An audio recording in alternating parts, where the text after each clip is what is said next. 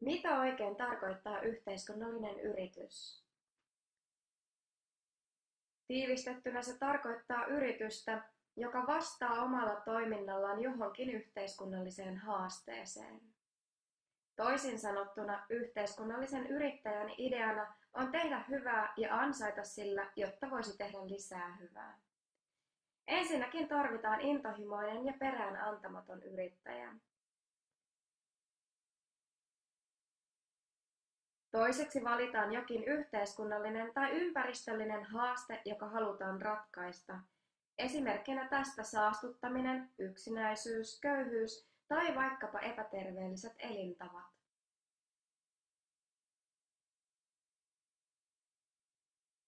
Kolmanneksi tarvitaan myös liiketoimintamalli, eli niin kutsuttu ansaintalogiikka. Minkälaisen liiketoiminnan ympärillä yritys toimii? Lyhykäisyydessään näistä osista koostuu yhteiskunnallinen yrittäjä. Yhteiskunnallinen yrittäjyys ei ole ideana mitenkään uusi. Tämän tyyppisiä yrityksiä on ollut ennenkin ja tulee olemaan vastaisuudessa. Juuret ovat muun muassa Italian työosuuskunnissa ja kolmannen maailman non-profit-sektorin uusissa toimintamalleissa. Termejä ja muotoja on maailmalla monia. Social entrepreneurship, social firm, social enterprise, B corporation, community interest company ja niin edelleen. Liiketoimintamalleja ja yhtiömuotoja löytyy siis monenlaisia. Suomessa lainsäädäntö ei määrittele yhteiskunnallista yritystä.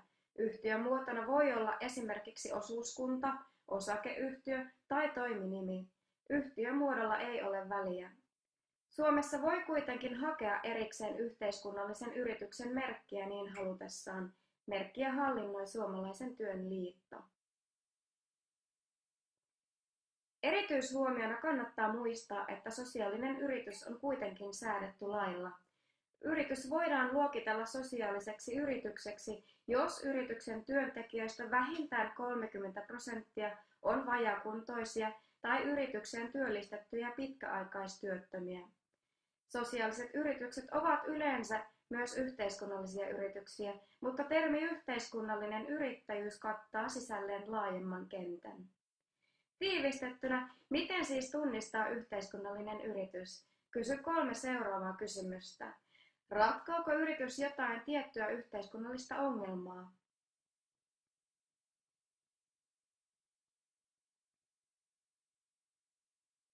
Saako yritys aikaan positiivisia yhteiskunnallisia vaikutuksia liiketoiminnallaan?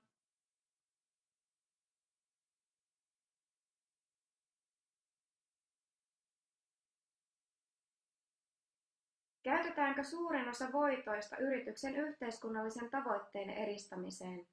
Käytännössä tämä tarkoittaa sitä, että yrityksessä on rajoitettu voitonjako. Seuraavaksi kuulet esimerkin yhteiskunnallisesta yrityksestä ja yrittäjästä, niin pääset katsomaan asiaa käytännön näkökulmasta.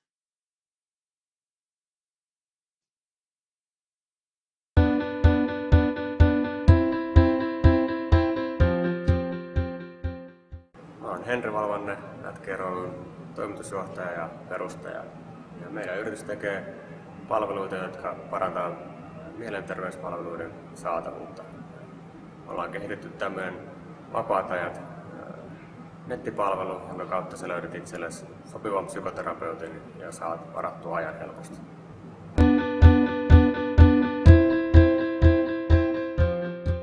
Siellä oli pari juttua, mitä mun elämässä on tapahtunut, jotka tavallaan vei mut tämän idean äärelle. Eli joitain vuosia sitten mä sairastuin vakavasti ja hengenlähtö oli lähellä ja silloin mietin, että tekisin elämälläni jotain, joka auttaisi muita. Ja mulla on kaupallinen koulutus ja sitten mietin, että miten mä yhdistäisin sen mun koulutukseen ja sitten tämmöisen idean auttaa muita. Ja mä oon itsekin ollut sitten semmoisessa tilanteessa, että tarvitsen apua ja etsin itselleni psykoterapeuttia. En löytänyt sitä ja törmäsin tämmöisiin listoihin, joissa on pelkkä nimi, puhelinnumero ja sähköposti, ja näistä sitten olisi pitänyt jotenkin löytää itselle se sopiva ja vapaa terapeutti. Silloin mietin, että tätä voisi tehdä paljon helpomminkin, ja lopullinen tavallaan niin kuin niitti tälle asialle oli se, että voitin tämmöisen liikeidea-kilpailun yliopistossa opiskellessani ja siitä sitten tavallaan lähti eteenpäin.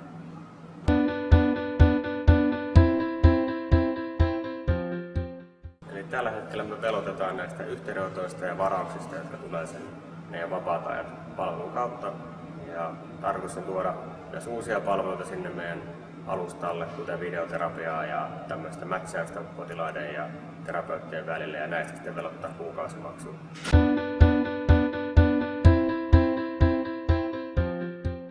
Ensinnäkin selkeä yhteiskunnallinen ongelma, mitä me ratkotaan, eli meidän missio on mielenterveyspalveluiden saatavuuden parantaminen, ja meidän koko toiminta perustuu tähän näin.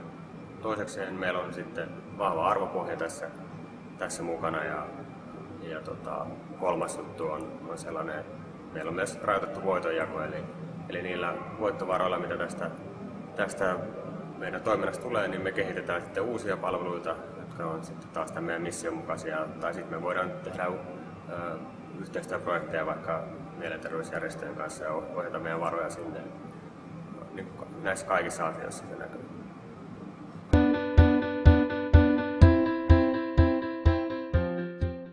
Alkujaan se lähti vahvasti niin omista tavallaan arvovalinnoista ja semmoisesta uudesta ajattelutavasta, että halusi löytää jotain ratkaisuja, jotka hyödyttäisivät sitten muita ja yhteiskuntaa laajemmin. Ja tässä kun tätä yritystä perusti ja on vienyt eteenpäin, niin sitten siihen on tullut muita juttuja. Katsotaan, että tämä toimintatapana sellainen, etenkin mielenterveyspuolella ja terveyspuolella, niin tällä pystytään niin tekemään oikeasti vaikuttavia ratkaisuja. Myös tämä niin vaikuttavuus muutenkin on sellainen elementti, mikä meitä on niin tähän yhteiskunnalliseen yrittäjyyteen nimenomaan vienyt.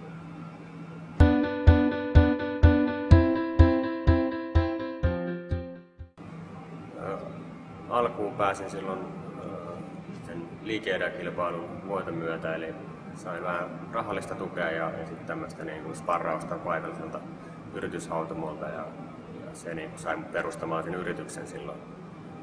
Sitten tämmöinen toinen iso juttu oli, sain yhtiökumppaniksi Teemu Ollikaisen, joka on niin psykologi ja psykoterapeutti itse ja tuntee tämän alan äärimmäisen hyvin, ja hänen kanssaan me lähdettiin sitten viemään tätä meidän hanketta eteenpäin ja saatiin sitten myös ELYltä valmistelurahoitusta, jonka turvin me saatiin tehtyä tiettyjä juttuja, ja sitten tämmöinen viimeinen asia, joka sitten sai meidät lanseeraamaan sen palvelun, oli kun me voitettiin Mikkelin kaupungin tämmöinen arkea helpottavat digitaaliset ratkaisut -kilpailu, jonka avulla me saatiin sitten se palvelu lanseerattua.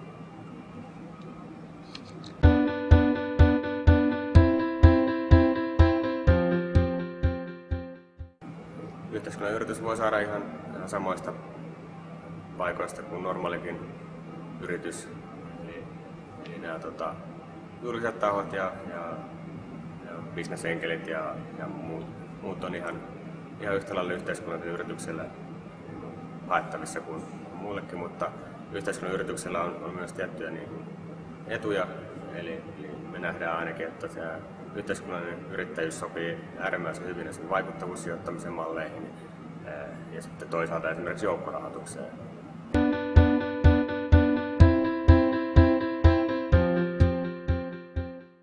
Kyllä se tietyllä tapaa eroaa, totta kai siinä on paljon samoja elementtejä, mutta meillä on todella tärkeää just tämä yhteistyö eri toimijoiden välillä, ja me markkinoidaan myös heidän kautta, ja yhteiskunnan yritys auttaa siinä sillä lailla, että me voidaan todeta, että meidän tavoitteet on yhtenevät. Eli jos mennään johonkin mielenterveysjärjestön luokse kertomaan, että meillä on tämmöinen palvelu, että kertokaa tästä teidän jäsenille, niin me voidaan todistetusti sanoa, että okei, me tehdään saman jutun eteen duunia.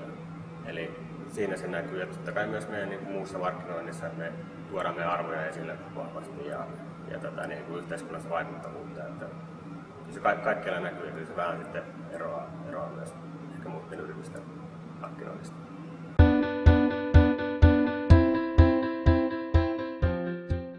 Tämä meidän palvelun selkeästi hyödyttää sekä yksilöä että yhteiskuntaa. Eli yksilön näkökulmasta niin saa apua nopeasti ja helposti, joka siis tarkoittaa sitä, että myös paranee nopeammin ja se paranemisen ennuste on parempi.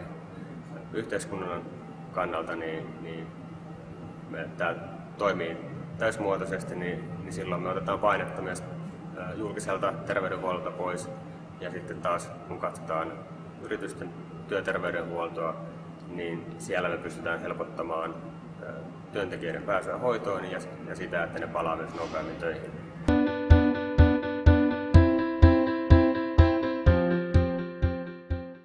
No me tällä hetkellä itse asiassa tutkitaan juuri tätä meidän palvelun vaikuttavuutta, eli me verrataan sitä, että joku etsii terapeutin tai menee terapiaan jotain muuta kautta versus sitten tämän meidän palvelun kautta. Eli kuinka nopeasti pääsee vaikka julkisen terveydenhuollon kautta psykoterapeutille ja kuinka nopeasti pääsee meidän palvelun kautta ja mitä se tarkoittaa sitten niin kuin sille yksilölle ja yhteiskunnalle. Eli tätä me mitataan ja sitten toisaalta totta kai me katsotaan myös siellä meidän niin kuin järjestelmän kautta tulleita varauksia ja yhteydenottoja, miten ne kehittyy ja kehitetään sitten niiden pohjalta muita mittareita.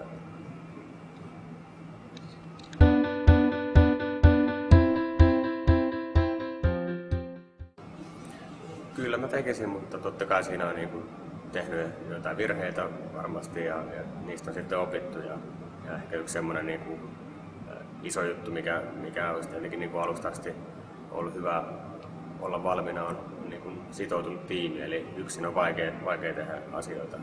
Tein jonkun aikaa, yritin viedä sitä yksin eteenpäin, mutta asiat meni eteenpäin vasta sitten siinä vaiheessa, kun tähän saatiin muita mukaan.